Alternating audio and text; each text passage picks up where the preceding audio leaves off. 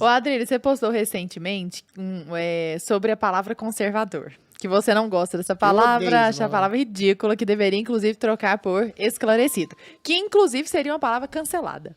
Porque esclarecido, não, pelo amor de Deus, por incrível que pareça, está sendo tida como uma... Porque, claro, remete a branco, que remete à pele branca. Escurecido, então.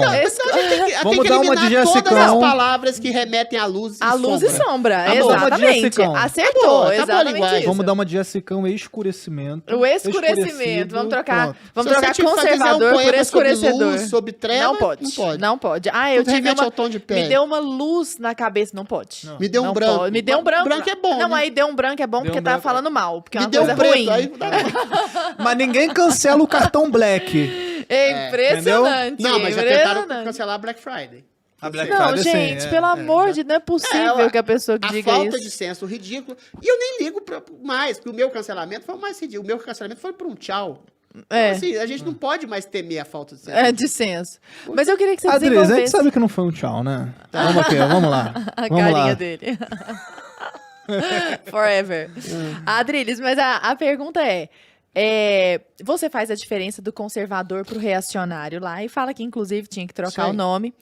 E hoje existe parece que as pessoas esclareceram alguns conceitos e algumas percepções, e existem pessoas se autodenominando como conservadoras. Esse grupo tem crescido, porque antigamente isso era um palavrão, era como se você falasse assim, eu sou, sei lá, um kamikaze, era falar eu sou conservador, né? O direitista nazi-fascista que eles querem associar novamente. Que eles querem associar, exatamente. Estão tentando. Mas você não acha que há muitos conservadores, ou pelo menos que se autodenominam conservadores, que são, na verdade, reacionários? Mas não tem a dúvida.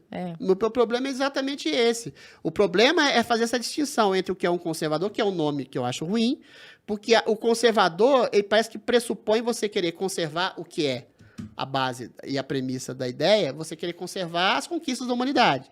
A democracia, a tripartição entre os poderes para não criar um elemento autoritário, liberdade de expressão, o princípio de família, que é uma organização social, que, é claro, você pode ter problemas no casamento, perda de tesão, perda de paixão, etc. Mas para criar uma família, criar um filho, estabelecer um princípio de comunhão social com pessoas que você gosta, é a melhor forma de organização social que existiu. Não se criou nenhuma melhor hoje.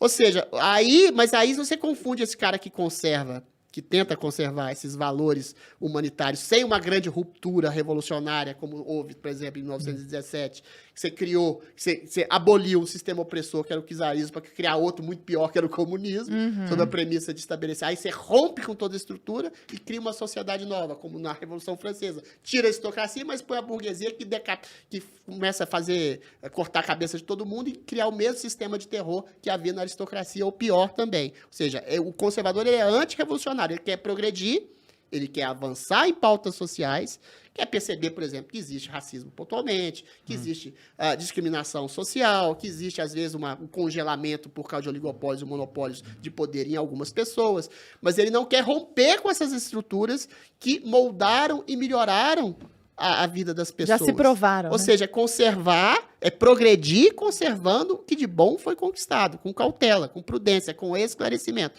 Só que o nome conservador remete a uma ideia que talvez o sujeito esteja querendo conservar as injustiças. Tudo. Na época do século XIX, conservador é quem queria manter a escravidão. Ou moralista também, né? Moralista é um nome horroroso, pior ainda.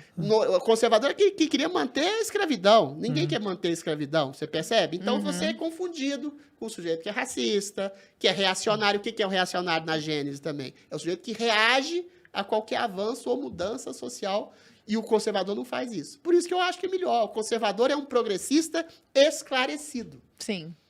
Todo conservador é um progressista. Ele quer o progresso, mas ele não quer a ruptura da sociedade. Ele não é igual o progressista raiz, esquerdista identitário hoje, que acha que toda família é opressora, que a própria democracia é uma democracia burguesa que deva ser rompida para uma ditadura do proletariado, entendeu?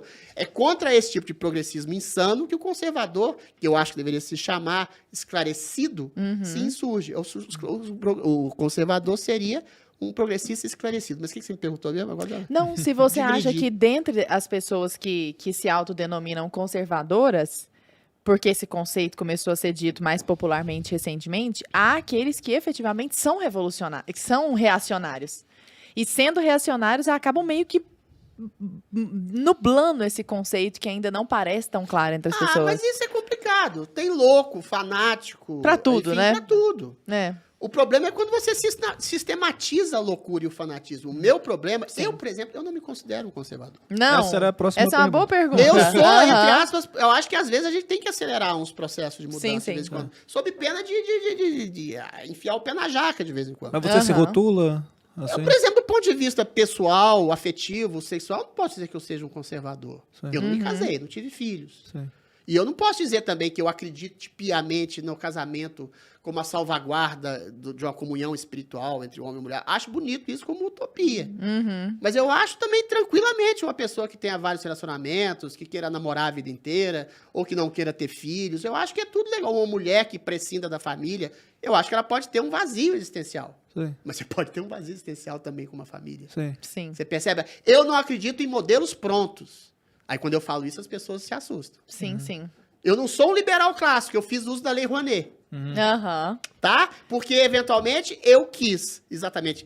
O princípio da Lei Rouanet é você colocar um produto artístico, cultural para as pessoas que elas, eventualmente, não têm acesso. É a minha visão utópica. O que eu fiz? Eu fiz um projeto que unia, que falava, uma palestra de sarau de poesia, em que eu coadunava poemas clássicos de grandes autores com grandes temas da humanidade. Morte, religião, família, etc. Política.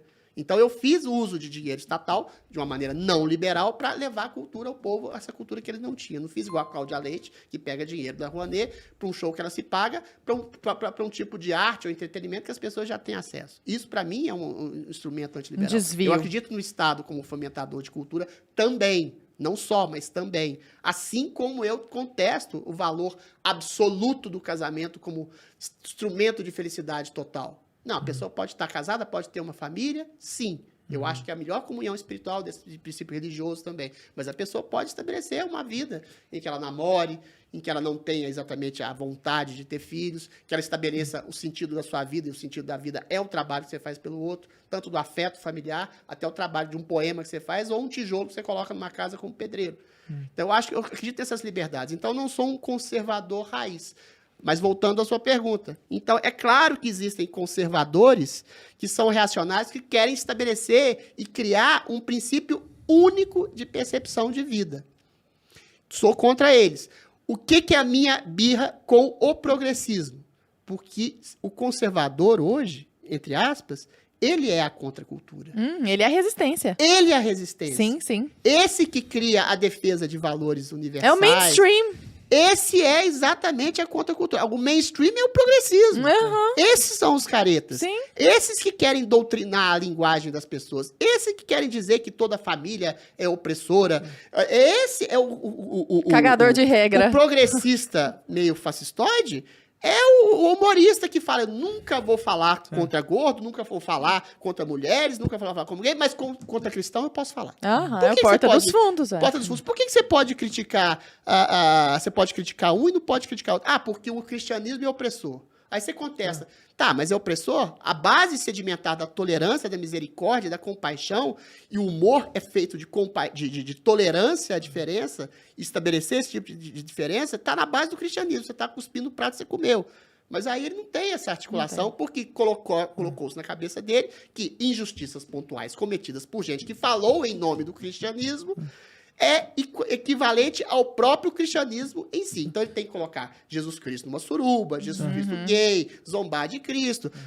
Isso eu não acho isso pecaminoso, eu acho isso bobo.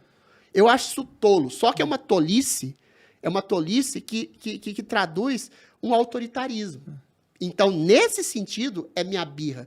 Eu nem me considero um sujeito de direita, mas eu sou hoje, no Brasil e no mundo, um sujeito Resistência. anti-esquerda identitária. Porque a esquerda identitária, que se chama progressista no Brasil e globalista no mundo, ela está minando as bases do Ocidente e ela está sufocando a liberdade de expressão. Então, o neofascismo, para recuperar essa linguagem tão usada, que existe no mundo, O neofascismo se escora hoje nesse progressismo identitário que quer estabelecer pessoas boas de um lado, pessoas más de outro, que quer sufocar a liberdade de expressão, que quer cancelar, que quer desmonetizar, quer perseguir, em última instância, que tem feito no Brasil também, quer prender pessoas. Então, é contra isso que eu me insurjo. Agora, eu sou conservador? Não sei. Eu sou igual o Santo Agostinho. Santo Agostinho, o Santo Agostinho era um homem muito sensual. Devasso. Então, ele tinha uma coisa que era de um senso de humor maravilhoso, ele falava, Deus, dai-me a castidade, mas não agora.